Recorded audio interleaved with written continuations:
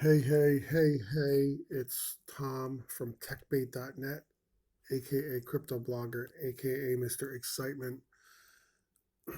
It's getting easier to do these on the phone rather than the MacBook because I lost my other phone, the one that was giving me problems, and so I had to get another phone. And this one here, so far at least, seems to work a lot better. It's newer, it's more responsive, etc. So here goes.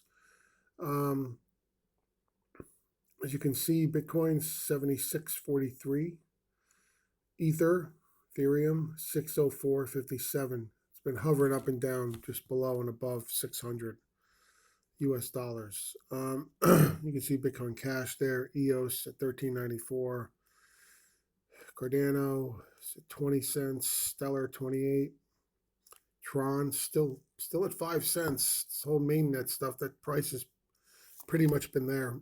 Neo at 52.76. Uh, VeChain 399. That's been climbing up from the low threes. It was up over 4 yesterday. It's back down. These things have been moving around a little bit. Binance doing great, but on the 24-hour, it's minus 3.07%. Ontology 8.26. Zilliqa 0.12 figures. It's down 3.86% after I bought a bunch yesterday, but it'll go back up. Verge, 3 cents. I had such high hopes for Verge at one point in time. I don't know what's going on with that thing. I know this it's been hacked or something, but it had that dual ledger thing. I don't know what happened with that, where you have the privacy option or not. I think that was a really great idea. I have to start looking back into that and see what's going on with that. So anyway, you have So yeah, anyway, there's this article from the other day. Is Zilliqa way better than Ethereum and Cardano? So basically, this article's talking about how, they're all talking about EOS and Tron being the Ethereum killers, but meanwhile, Zilliqa in the background already has its test net up. Its main net is around the corner. It already has sharding. It's like a juggernaut, right? And it's coming. Now, I have my doubts as to now as you and I'm saying right up front, I have some Zilliqa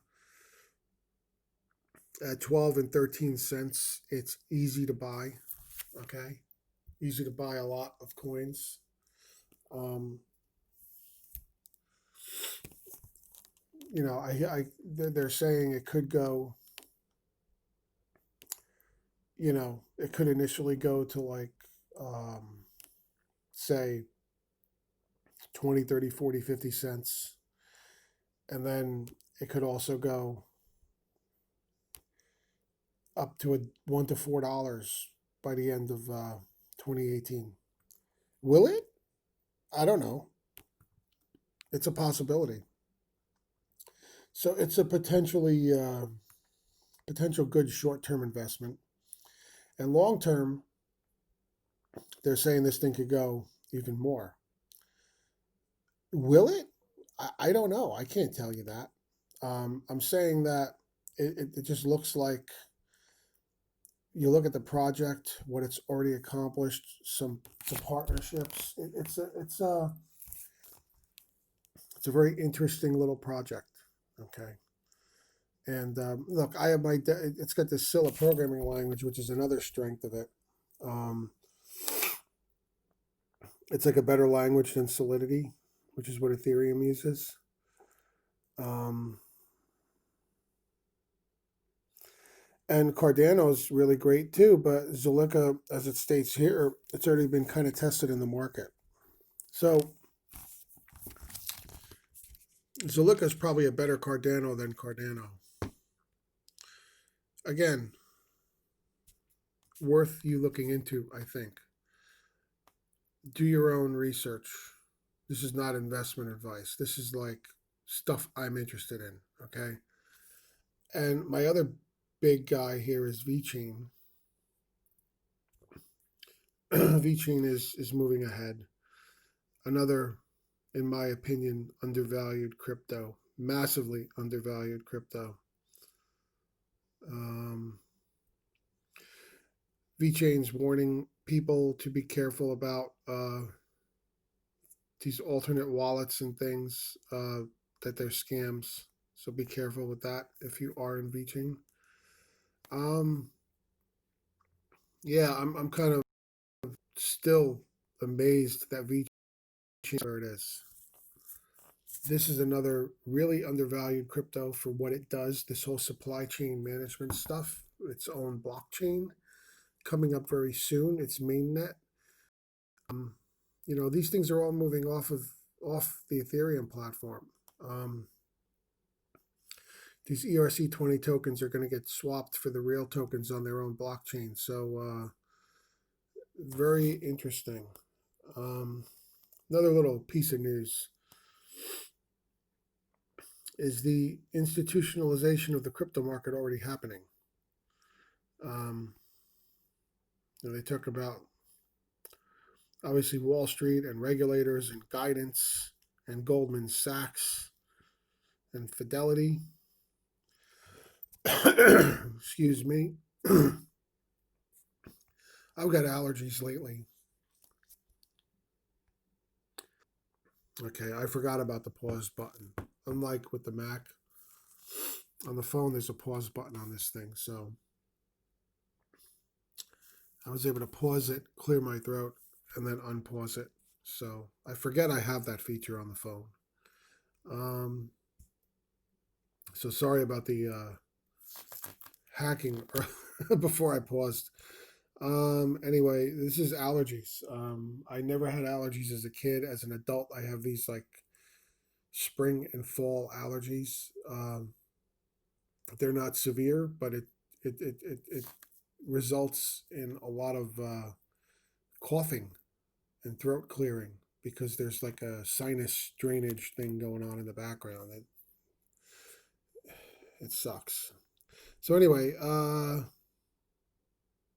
they're all high on blockchain. And blockchain is weird because blockchain is not like some new technology. I mean, all blockchain really is a distributed public database. And it's a slow database at that, um, compared to like private SQL type databases, or there's even the NoSQL databases like the document databases like Mongo. um, Much faster than blockchain, but blockchain has other things that the private ones don't. The decentralization is the main feature, the permanency. Um, so it's a great for certain applications, and they're all discovering that. I had a really experienced software developer, software architect, just not too long ago, and we were talking about this stuff, and he's like, I don't understand the whole big thing with blockchain. He's like, it's been around a long time. It's nothing new. He's like, the thing that made it so popular is Bitcoin and cryptocurrencies. All of a sudden, everyone's interested in it. I think he's kind of like understating, you know, I mean, all these companies, like his opinion is like everybody's getting into blockchain because they kind of have to, because it's in the news and they have to look relevant. I think that's a bit of a jaded view or whatever you want to call it, because I honestly don't think they'd all be looking into it as serious as they are if it was just for appearances, or to look like whatever, to look good to investors or whatever. This thing has real, you know, real use cases. So anyway, this quote here was coming from a global exchange and brokerage conference in New York City. I like to see all the stuff going on in New York City. There was also something else in the news about New York City, or New York State. The regulator over there was defending, uh, what's it called? Uh, the the crypto licensing regime that they have over there, Bit license or something, their law, basically saying, her quote was, toddlers play in a sandbox. In other words, nobody should be out of the public scrutiny or something, just to foster innovation. We'll see where that goes. Because there are some New York politicians who are looking to have that thing rewritten to be more business friendly, because they do want to be a blockchain hub. And a lot of companies are scared away by that piece of legislation and the things that it requires. Um, but anyway, all of these, this is all interesting. I'm not going to sit here and read the article. I know a lot of YouTubers do that. I mean, I know there's a lot of people out there who are really lazy and they go on YouTube so that they can listen to the news without reading it themselves. Maybe they're driving or they just want to listen. Whatever the case, I'm not going to sit here and read the news to you. I'll highlight certain things and then go and read it yourself. That you really should be reading. So anyway, I'm just focusing on certain things that are interesting here. And like I said, is the institutionalization of crypto market already happening? I say yeah, slowly but surely it's happening. Um, and money is coming in slowly. I don't think it's going to be some big giant dump all of a sudden, but it'd be great if all of a sudden big money comes in and causes a bull run. But at the same time, slow and steady usually wins the race. Okay. You should be going to techbait.net. This is my site. I'm going to plug it constantly because it's where I get my news, right? Mostly. You don't need to scour Google News. You don't need to scour all these separate news feeds. It's right here on techbait.net. I've got general news feed that pulls in, and I've got specific news feeds from crypto sources. And then in the middle of the page is uh, technology. Computers, operating systems, security, hacking, software testing, software development, databases, the information technology. It's all here on this site. I've got all kinds of news feeds here, and it scrolls like you're seeing on a smartphone here in one column. Um, the blog material is the blog is on the right hand column on a piece on a computer, and on the smartphone it's just appended at the bottom. Um, I don't really blog too much on it though. It's mostly for news feeds. So got a lot of interesting things, and this stuff updates all the time. Look at this, Quebec, all these cities and everything now. They want more money for their mining. They're not going to be given cheap electric, it seems. Uh, Alibaba affiliate here going for blockchain. The 51% of tax becoming a regular thing. A lot of cool stuff here. Keep up with the news. Ethereum still bullish. Ripple, I haven't. Ripple relaunches smart contract Codius, the real Ethereum. Here we go with this Ethereum killer tagline that the news loves so much. Now, I don't think Ethereum's just going to go away, folks. They've got this whole giant consortium. Their own sharding and upgrades as time goes forward. So, you know, as much as I like Zilliqa and competition's a good thing. I don't think Ethereum is going anywhere. It's the big name, and as soon as it gets its upgrades, I think a lot of this stuff is just news fodder. So they're going to start having art auctions, transactions on the Ethereum blockchain. Second largest Bitcoin Cash mining pool agrees to process zero fee transactions. That looks interesting, right? Universities have started to invest in Bitcoin, start of institutional adoption.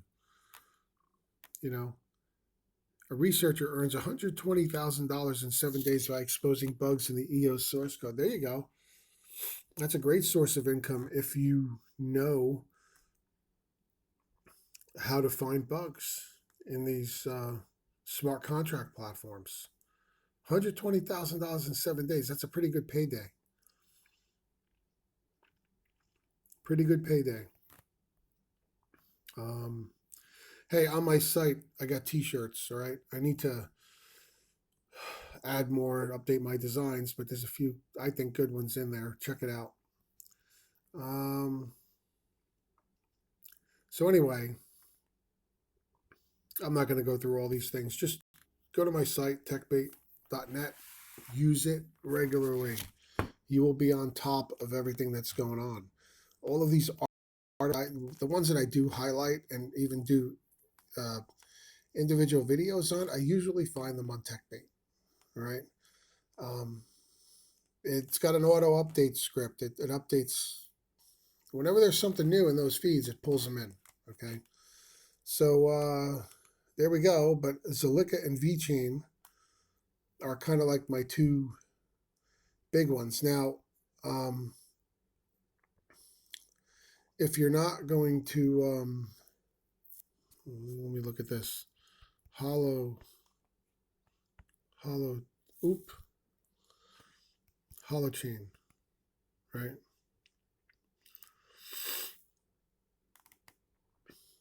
News. This is another good way to look something up. Google News. So here we go. Holochain is another one I own a bunch of. It's an ERC20 token. I have that in a different wallet. So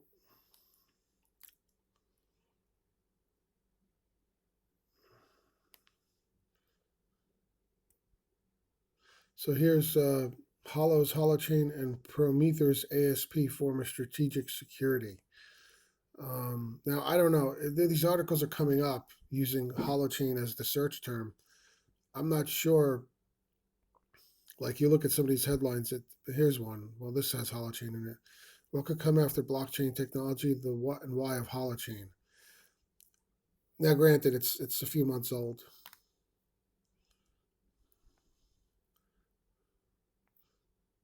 I think you should look into that too. Just look into it.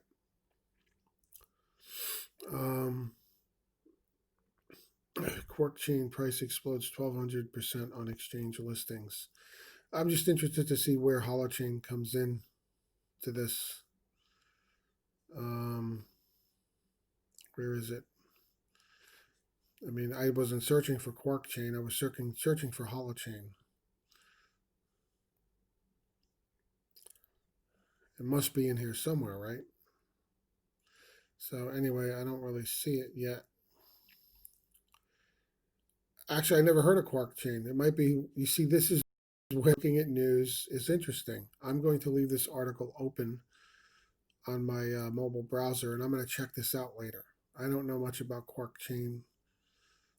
IDEX and KuCoin take lion's share as Binance postpones listing for another day. So this thing's going on Binance. But you know, you already missed the 1,200%. You know, you could never get your news early enough with this stuff.